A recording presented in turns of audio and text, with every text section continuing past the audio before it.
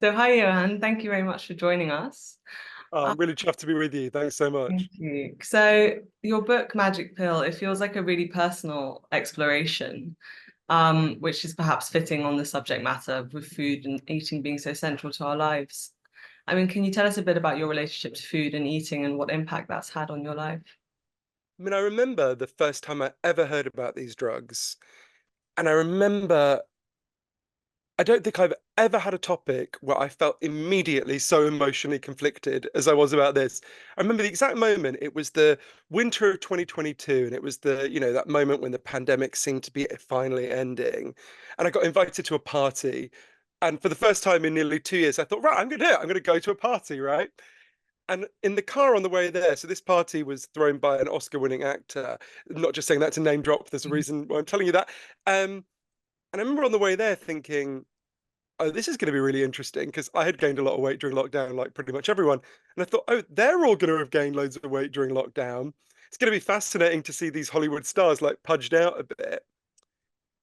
And I arrived, and I started walking around, and it was the weirdest thing. It's not just that they hadn't gained weight; they were gaunt. Like Mm. everyone looked like their own Snapchat filter, right? They were like clearer and cleaner and had higher cheekbones. And it wasn't just the actors, it was, their partners, their agents, their kids, just everyone looked different. And I bumped into a friend of mine on the corner of the dance floor and I said to her, "Wow, looks like everyone really did take up Pilates during lockdown." And she laughed. I didn't know why she was laughing, and I must have done some puzzled facial expression. And she said, "Well, it wasn't Pilates, don't you?" I had no idea what she was talking about. And on her phone, she pulled up an image, a picture of an Ozempic pen. And that was the first time I learned that there's a new generation of weight loss drugs that work in a completely new way that have staggering effects. So the average person who takes Ozempic loses 15% of their body weight within a year. For Mounjaro, which is the next generation up in this class of drugs, the average person loses 21% of their body weight. And for the next one to come down the pike, which will be out in about a year's time, Triple G, the average user loses 24% of their body weight, which is only just below bariatric surgery. And I remember immediately thinking two completely contradictory sets of thoughts. I was immediately thrown into cognitive dissonance. One of them was I thought, well, I can see this is going to have enormous health benefits, right? I'm older now than my grandfather ever got to be. He died of a heart attack when he was 44. My uncle died of a heart attack. Another one of my uncles had a heart attack and nearly died. My dad had very serious heart problems. I knew that sadly, the scientific evidence is very clear that obesity makes it much more likely that you'll develop, in fact, over 200 diseases and complications. And I knew that if you reverse obesity or reduce it, you reduce those health risks very significantly. So I could see immediately, just for myself, right? Wow, this could have a really big effect. But I also thought, I've seen this story before. Every 20 years, going right back to the First World War, there's a new miracle weight loss drug that's announced. Huge numbers of people start taking it. Then we discover it has some horrendous effect and it has to be withdrawn from the market, leaving a kind of trail of injured people behind it. So I thought, well, is that going to happen again? Is there really such a thing as a free lunch? I guess a smaller free lunch. Um, and I also thought, well, what about the progress we've made towards body positivity and accepting different kinds of body shapes? What about people with eating disorders? I just felt immediately conflicted. And of course, going on this journey brought up all sorts of personal emotional conflict as well. But I just thought, I need to understand this. So spent a year traveling all over the world from Reykjavik to Minneapolis to Tokyo. I interviewed over 100 of the leading experts and other people who've been affected by these drugs, from the people who designed key aspects of them to their biggest critics. I took the drugs for a year myself, and it's a weird thing. I know much more now than I did at the start about the benefits and risks, and there's huge benefits and pretty substantial risks. But to be honest with you, I'm not much less conflicted than I was at the start. It's a weird thing. I've not had this experience with a book before where I learned so much more, but I still think this is a very complicated subject where we have to very carefully weigh both sides and the cultural effects and all sorts of things. So yeah, it brought up a lot of kind of personal and scientific issues for me. Yeah, absolutely. And I mean, so what has your experience been in terms of the physical pros and cons and the psychological? And what's Yeah. taken you most by surprise? So the physical pros and cons, I'll never forget waking up 2 days after I took the first jab of Ozempic, and I was lying in bed and I thought, oh, I feel something really strange. What is it? And I couldn't locate what the sensation was in my body. I felt mild nausea. That's very common, but I knew that. I knew I'd experienced that. I could identify that. It's a very common initial side effect. It goes away from most people. Um, and it took me literally 5 minutes of lying there to suddenly realize, oh, I've woken up and I'm not hungry. Mm. Like, I don't remember that ever happening to me before. Literally ever. I used to be woken up with this raging sense of hunger. And I went to a cafe just up the road from where I live, just around the corner from here. And a kind of an autopilot, I ordered the thing I always order, which was at the time I always ordered, which was a big chicken bap with like lots of mayo in it.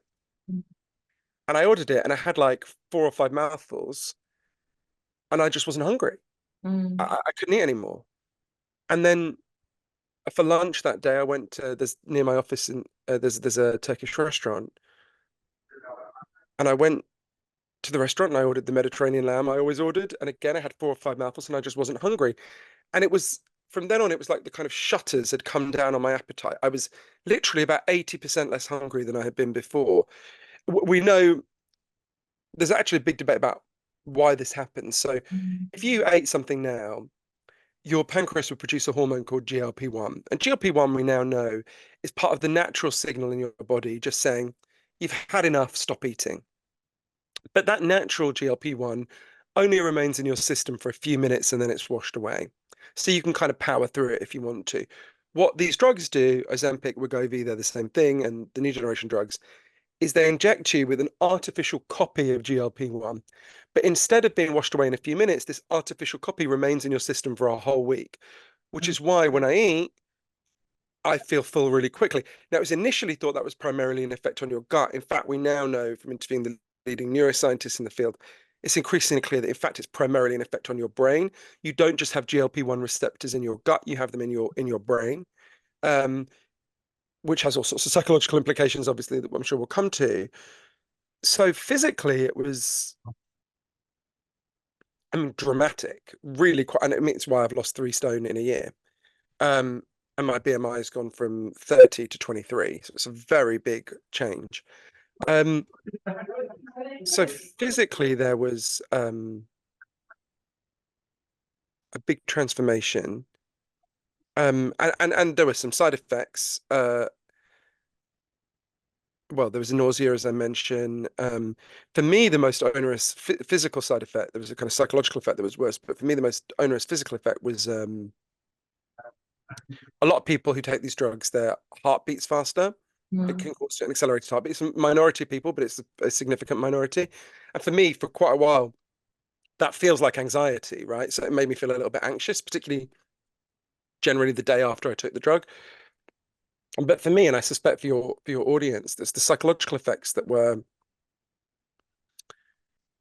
most strange and interesting, I think. So I remember for the first 6 months I was taking the drugs, um, my friend Danielle was pregnant, and every time we ran into each other, it was like we were on opposite trajectories. She was getting bigger and I was shrinking. And I remember one day saying to her, you know, this is weird, right? I'm getting what I want. I'm losing loads of weight. I could feel I was healthier. Mm. But if anything, my emotions felt more muted. I don't want to overstate it. I wasn't depressed or anything, but I I didn't feel good. And I thought, well, maybe it's just a coincidence. Um, but then I learned that again, a significant minority, and I'll stress again, it is a minority of people taking the drugs seem to be reporting this. There's even been a safety signal raised about whether it causes depression or suicide in the Mm. US. In a stress again in a small minority of people, but the FDA, um, the Food and Drug Agency in the United States has a warning on these drugs that they may cause suicide risk. And I was trying to think, well, why would that be? So I spent a lot of time investigating this. And there's sort of a range of theories. One is that it could be the effects on the brain, and we can talk more about that. But I suspect for me, I guess the way I would put it is because these drugs so profoundly interrupt your eating patterns, one of the things they do is they then bring to the surface the underlying psychological issues that were driving your eating all along. Mm. So for me, there was a moment this became really clear. I was in Las Vegas. It must have been 6 or 7 months into taking the drugs. I was in Las Vegas. I was investigating for a future book, the murder of someone that I knew that I'm going to be writing about, and which was obviously a very painful Mm. uh, thing to be investigating. And really, on autopilot, I went to the KFC I always go to in Vegas on West Sahara, and I ordered what I would have ordered a year before. I ordered a bucket of fried chicken. And I sat there and I would have just inhaled this a year before and I would have felt some numbing or comfort. And I looked at this bucket and I think I had like a chicken drumstick, but I just thought, oh shit, I can't eat this. Mm. And I remember Colonel Sanders was like looking down from the wall at me and I thought as if he was going like, hey, what happened to my best customer, right? Um, and I remember thinking, oh, you're just going to have to feel how you feel, right? Mm. So there's many psychological effects of these drugs and we can explore others, but one of them is obviously huge numbers of people, about 31% of women, 19% of men, use food primarily to manage their emotions, to calm themselves down, soothe themselves, and so on. And you just can't do that on these drugs, Mm. right? One of the best comparisons we have for the effects of these drugs is bariatric surgery, because up to now, it's been very hard to dramatically lose large amounts of weight very quickly. Bariatric surgery has been basically the only way we know to do that. And we know that it brings lots of benefits. We know, for example, if you have bariatric surgery, in the 7 years that follow, you are 56% less likely to die of a heart attack. You are 60% less likely to die of cancer. And you are 92% less likely to die of diabetes related causes. In fact, it's so good for your health, physical health, that you are 40% less likely to die of any cause at all. But we also know that your suicide risk quadruples after bariatric surgery. Now, some of that will be the onerous effects, physical effects of the surgery itself, but I think a lot of that are the psychological factors. So you've touched on it a little bit, the impact that they have on the brain. Can you tell us a bit more about that and what does it mean for other potential uses for other conditions? Is there any evidence that they could be used for other things? So of all the things that I write about in Magic Pill, this is one of the most contested areas of the science. So there's something we know, and then there's a huge amount of speculation about it. Mm. There's a few things we know. So initially, it was thought, like I say, that this drug worked primarily on the gut, right? It's a hormone made in the gut. It boosts a hormone. It simulates a hormone made in the gut. It's a gut effect. And then it was discovered that there certainly is an effect on the gut, but it seems to be primarily on the brain. As Robert Kushner, who's one of the scientists who've done some of the key research on this, explained to me, with rodents, obviously we can't do this with humans, but with rodents, when you give them the drug, you can then cut open their brain and see where the drug goes. And what we know is it goes everywhere in the brain, right? All over the brain. And we know now these drugs seem to be working primarily through an effect on the brain. They're changing your preferences. They're changing what you want. Um, and that feels like, and I believe is a much more intimate kind of transformation. Taking something that changes your gut feels quite different to something that changes your brain. And it was slightly disconcerting to talk to the leading scientists in the field and discover that we don't actually know what it's doing to our brains. Clémence Blouet, who's a brilliant researcher at Cambridge University, said to me, look, by some measures, the brain is the most complex object in the entire universe. So it shouldn't surprise us that we're not totally sure how it works. But there's a series of different theories about what it's doing to our brains. And they all bring with them different potential risks. So one theory is that it's dampening the reward centers in your brain. So the reward centers of your brain are what drive you to do anything that's pleasurable and good for you, right? You eat, have sex, see your friends, whatever it might be. One of the key reasons we do that is because it makes the reward centers in our brain hum, right? So the reward centers drive us to do the things that propagate life and keep it going. And some scientists are concerned, and I want to stress this is highly speculative, these different theories, we don't know. But some scientists believe the mechanism by which these drugs may be working is they might be dampening your reward system. So it might be that it's I'm eating fewer Big Macs because I find Big Macs less rewarding, right? Now that obviously raises the question, well, if it dampens my rewards for Big Macs, could it be dampening my rewards for other stuff like, I don't know, writing, sex, music, whatever it might be? If I'm Elton John and I get my pleasure from jamming, well, how does it know to distinguish between my love for jam sandwiches and my love for jamming, right? And we don't know. Some people argue these drugs seem to have some kind of selectivity. Other people say we're not sure. We don't know. There are other theories. Some other scientists argue that in your brain, in addition to having the reward system, you have something called your satiety system, Mm. which is the part of your brain that just says, you've had enough, stop now. And what they argue is not that it dials down the reward system, but that it dials up your satiety system. Some other people argue that it just resets your brain. The part of your brain that tries to hold on to weight gets reset. It's almost, to put it very crudely, like taking your iPhone back to the factory settings. So there's a big debate. We'll know a lot more in the next few years. Um, but you ask about some of the other implications of this. Well, some scientists are arguing that, and again, this is highly contested, that these drugs will be effective for treating, for example, addiction. So Mm. we do know with rodents, they are incredibly effective. So I interviewed, for example, a woman called Elizabeth Johann, who's at the University of Gothenburg in Sweden. Has done a huge amount of research. You get rats to drink loads of alcohol, they love it, they drink it for ages, and then you inject them with GLP-1 agonists, these drugs, and they drink 50% less than they did before. And the ones who were most like kind of the rough equivalent of alcoholics for rats are the ones that cut back the most. There's been similar experiments with cocaine in Florida by Greg Stanwood, who I interviewed, similar experiments with heroin and fentanyl at Penn State University by Dr. Patricia Grigson. So this is really promising. And anecdotally, there are lots of humans who are describing this. I interviewed a mental health nurse called Tracy, who had a bad breakup, and in the wake of it was just compulsively shopping, buying loads of stuff she didn't need. She starts to take these drugs for weight loss, and just all that shopping and compulsive behavior just goes away. So we need to do a lot more research before we're confident, but it's possible this will have positive effects for addiction and other compulsive behaviors as well. Interesting. Thank you. And I mean, the book is as much seemingly an exploration of how did we get here, as much as an exploration of how the drugs work. So, what did you learn about the kind of obesity crisis in the West and our food industries? So for a long time, I thought I was looking at two different questions. Mm. I thought, well, if you want to understand, we're in the position where 47% of Americans want to use these drugs, and we don't have any polling for Britain yet. But some scientists I interviewed predict, within a couple of years, 30% of British people will be taking these drugs, right?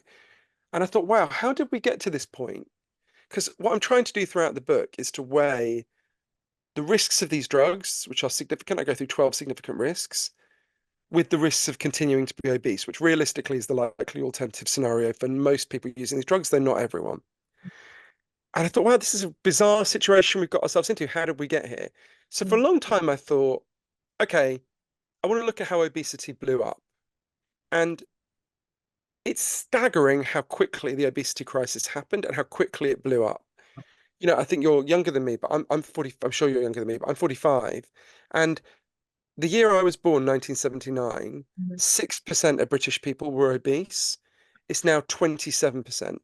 Between the year I was born and the year I turned 21, obesity more than doubled in the United States. And then in the next 20 years, severe obesity more than doubled again. Just staggering, right? This has never happened before in the history of the human species. And it's happening everywhere where one specific change happened, which is where people moved from mostly eating freshly prepared whole foods to eating processed and ultra processed foods, right? This is what causes the explosion in obesity. And for a long time, I thought, okay, I'm looking at that question, and that kind of will join up with the question of the weight loss drugs at the very end, where it's like, okay, so that made us obese, and now we want these drugs. But actually, I discovered these are the cause of the obesity crisis is intimately connected to what these drugs do. So, for reasons I'll explain in a minute, what we know is a lot of scientific evidence that the kind of food we're eating profoundly undermines our satiety, the feeling of having had enough. It undermines our ability to go, I've had enough now and I don't want any more. So the way, as Professor Gerald Mann at Harvard, one of the leading nutritionists in the world, put it to me, there's something about the food we're eating that is undermining our ability to know when to stop. And what these drugs do is they give you back your sense of satiety, right? They, in fact, one of the scientists who worked on it called them, what they give you, satiety hormones, right? They give you back that feeling of, oh, I've had enough now, I don't want any more. So, in a way, there's a brilliant professor called Michael Lowe, who's at Drexel University in Philadelphia, put it to me really well. He said, these drugs are an artificial solution to an artificial problem, right? Processed and ultra processed food undermined our satiety, and these drugs give it back. Now, when you see it that way, it opens up all sorts of issues. But just to explain about satiety, there was an experiment that really helped me to understand what this food, which I grew up eating, almost all the food I ate as a kid, as a working class kid growing up in Britain, was processed and ultra processed food. The day we got a microwave was the happiest day of my nan's life, right? The There's an experiment that really helped me to understand this. I've nicknamed it Cheesecake Park. That's not the official name. So there's a brilliant scientist called Professor Paul Kenny. He's the head of neuroscience at Mount Sinai in New York. And he grew up in Dublin and he moved when he was in his 20s to the United States, to San Diego, to continue his scientific research. And he quickly clocked, this was the 90s, whoa, Americans don't eat like Irish people, right? They eat much more processed and ultra processed food. They eat much more sugary, fatty food, and they eat much more. And like a good immigrant, he quite quickly assimilated, and within a year he'd gained 30 pounds, right? And he began to wonder if this way of eating, he felt like it had changed his preferences, it had changed his brain. So he did an experiment designed to test this. He got a load of rats and he raised them in a cage. And all they had to eat was basically the kind of whole foods that rats evolved to eat for thousands of years. They've got pellets based on natural food, right? And even though they had far more pellets than they could eat, when they had their natural food, the rats would eat when they were hungry and they would stop. Given the kind of food they evolved to eat, they had some kind of natural nutritional wisdom and they stopped when they didn't need any more. Then Professor Kenny, tweaked the experiment. He introduced them to the American diet. He gave them cheesecake, he gave them fried bacon, he gave them Snickers bars, and they flipped for it. The rats would hurl themselves into the cheesecake and physically eat their way out and emerge just slicked with cheesecake, right? And even though they still had the healthy food they evolved to eat, they completely shunned that and they just obsessively ate the American diet. And all that nutritional wisdom they had disappeared. It's like they no longer knew when to stop. They would gorge themselves. And as Professor Kenny put it to me, within a couple of days, they were different animals. They ate and ate and ate, and quite quickly they were severely obese. But then Professor Kenny tweaked the experiment again. He took away the American diet, which as a former junk food addict seems to me pretty cruel, and left them just with the healthy food they evolved to eat. And he was pretty sure he knew what would happen. They would eat more of the healthy food than they had before, and this would prove that junk food expanded your appetite. That is not what happened. Something much weirder happened. Once they'd been exposed to the American diet and it was taken away, they refused to eat anything at all. It's like they no longer recognized the healthy food as food. They shunned it. It was only when they were really starving that they went back to eat it.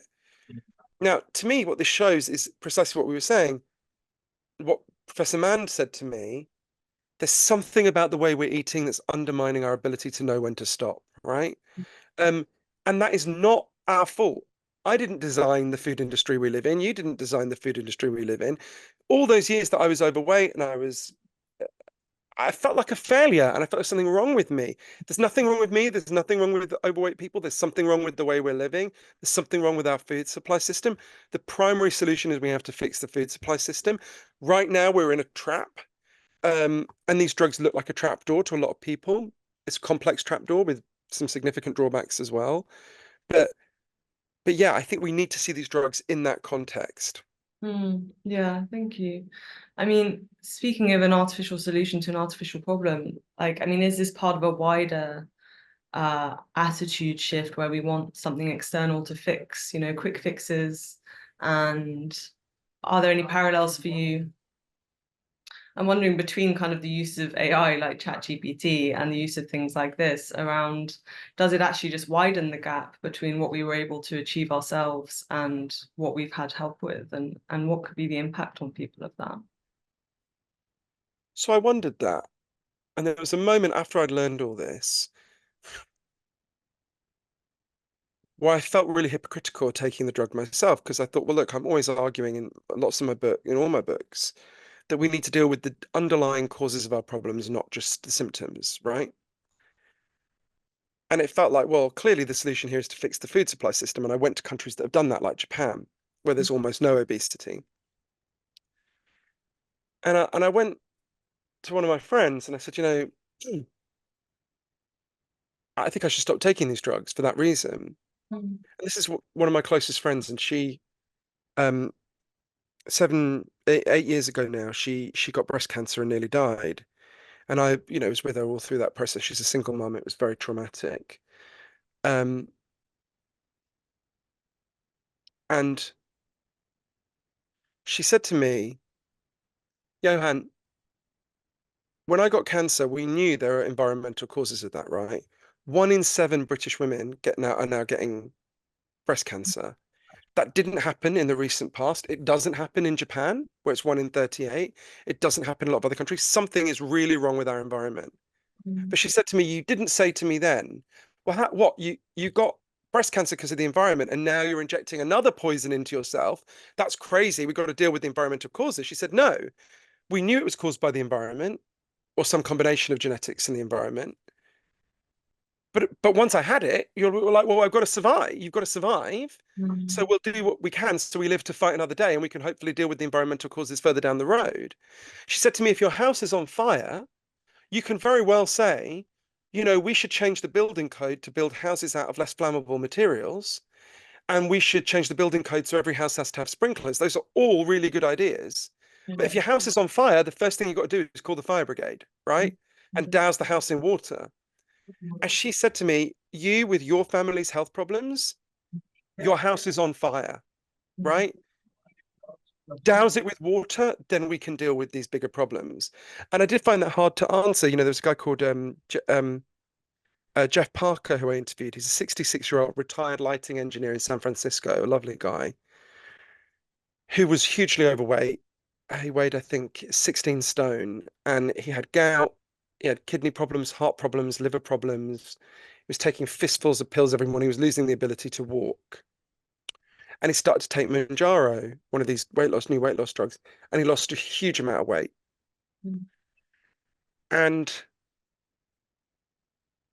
his health problems were in reverse, right? He was almost off all the pills. And now he walks his dog over the Golden Gate Bridge every day. He said, I'm looking forward to, I feel like I'm going to really enjoy my retirement now. And I talked to him about this worry about the environmental causes. We should be dealing with that. He said to me, I could not agree with you more. Sign me up for that campaign. I'll be with you every step of the way. But I've got to tell you, by the time we get that done, I'll be dead. And I want to live now, mm, as well as to live in the future you want to build. And I did find that a very hard. There are legitimate arguments against the drugs and good reasons for some people not to take them. But I ultimately came to the conclusion. But I also think if we think about sort of that question of like uh, artificial solutions, I think it's also worth thinking about that in relation to obesity. And I think this will probably be something that most of your audience will know. But I was really interested in, how would I put it? Like obesity is an attempted solution, right? mm, I thought a lot about something I'd actually learned about for a previous book I wrote about depression called Lost Connections, but I thought about it in a whole new light in relation to these drugs. So there's a doctor who I interviewed called Dr. Vincent Felitti. In the early 19, a lot of people will know his work. People in the so in the early 1980s in San Diego, he was a doctor, and he was approached by Kaiser Permanente, who are one of the big not-for-profit medical providers in California. And they said, look, we've got a problem. We don't know what to do. We need your help. And the problem they had is that obesity was hugely rising. In fact, it was very low by our standards, but it was rising. And they said, we don't know what to do about this. Nothing we're doing is working. We give people diet plans. It doesn't work. Could we give you loads of money to just do blue skies research and figure out what would solve this problem, right? So he took the money and he went away. He was like, well, what can I do? So he started working with 200 severely obese people. And he's like, what can I do with them? And one day he had an idea that seems and actually is kind of dumb. He said, what would happen if severely obese people literally stopped eating and we gave them like vitamin shots so they didn't get scurvy? Would they just burn through the fat supplies in their body and get down to a healthy weight? So with a ton of medical supervision, they did it. And incredibly, at first it worked. There's a woman who I'll call Susan, who went down from being more than 400 pounds to 138 pounds. Incredible, right? Her family are ringing Dr. Fleety and saying that he saved her life. It was stunning. And then something happened that no one expected. One day, Susan cracked. She went to KFC or wherever it was. I just don't think it was KFC, that's me projecting, but whatever it was. And quite quickly, she starts obsessively eating again and went back to an unhealthy weight. And Dr. Felitti called her in. He said, Susan, what happened? She looked down. She was really ashamed. She said, I don't know. He said, well, tell me about the day you cracked. Did anything in particular happen that day? It turned out something happened that day that had never happened to Susan before.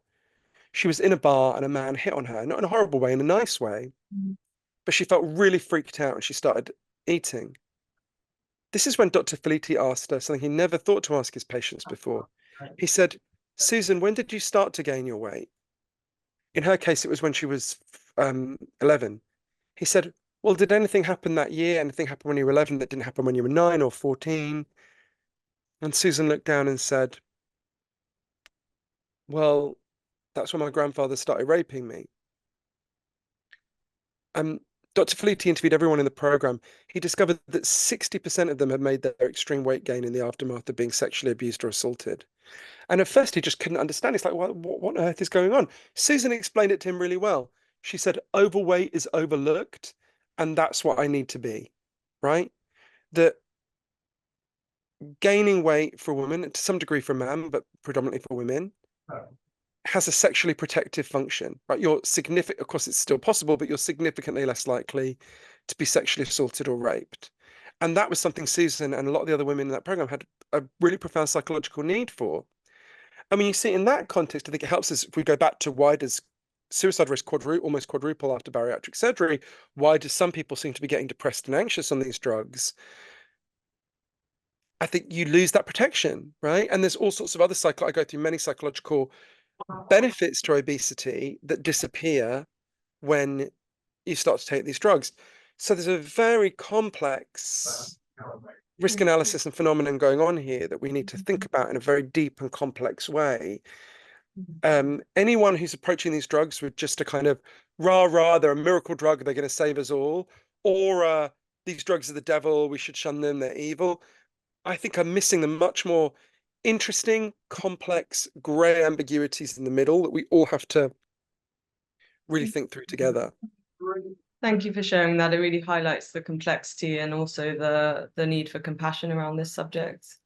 And just briefly, because I know you have to go, what questions, how did you come to your decision where you feel more at peace with using the drugs? And what questions would you recommend anyone considering taking them ask themselves? So for me personally, it was the research around heart disease because of, I mean, I was going to say it's close to my heart. I mean, literally, it's close to my heart. So we now know that people, if you start taking these drugs and you have a BMI higher than 27, you're 20% less likely to have a heart attack and 20% less likely to have a stroke. So for me, at that point, it's like, okay, this is a no-brainer. I'm older now than my granddad got to be. You know, so many of the men in my family have heart disease. I should take these drugs. But different people will make different calculations. There are really significant risks around these drugs. There's a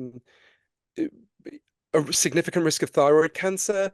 There's a lot of risks around pregnancy that we don't really understand. We know that when you give these drugs to pregnant rodents, they're significantly more likely to have birth defects. The fetuses are significantly more likely to have birth defects. We know a lot of people lose all their pleasure in food. That didn't happen to me, but it does happen to a lot of people. We talked about depression. We talked about eating disorders. I go through 12 big risks in the book. So what I would say is, and the questions people should be asking is, I would say go down that list of the 12 risks, ask if they're likely to apply to you, then look at the risks of obesity. As Shauna Levy put it to me, who's a Dr. Shauna Levy, who's an obesity specialist at Tulane School of Medicine in New Orleans. We don't know the long-term risks of these drugs. We do know the long-term risks of obesity, and they are very significant. Um, so I would say the questions you should be asking are, look at these risks, look at the psychological functions of food that we know about, look at the risks of obesity, which are really, really significant and actually much worse than I realized when I started doing it. I didn't realize that if you get diabetes, even if you take insulin, it knocks 15 years off your life on average. That's absolutely extraordinary. One of the leading, most well-known doctors in Britain, Dr. Max Pemberton, my friend, said to me, as a doctor, if you gave me a choice between getting diabetes and becoming HIV positive, I would choose to become HIV positive because it's much less bad for your health. I was like, whoa, that's really shocking when you hear it, but you look at the evidence and it's true, right? So I would say go down do a fearless inventory, to borrow a phrase from the 12 steps, of the risks of these drugs, the risks of ongoing obesity, the psychological effects of both, and really think through the complexity for yourself. But it's not one of those things where I can go, and now, dear reader, you should do the following 3 things, because it's too complicated for that. And anyone who tells you that is not leveling with you about the complexity of this situation, in my view. Thank you so much. Really Hooray, appreciate what it. pleasure. Thank you.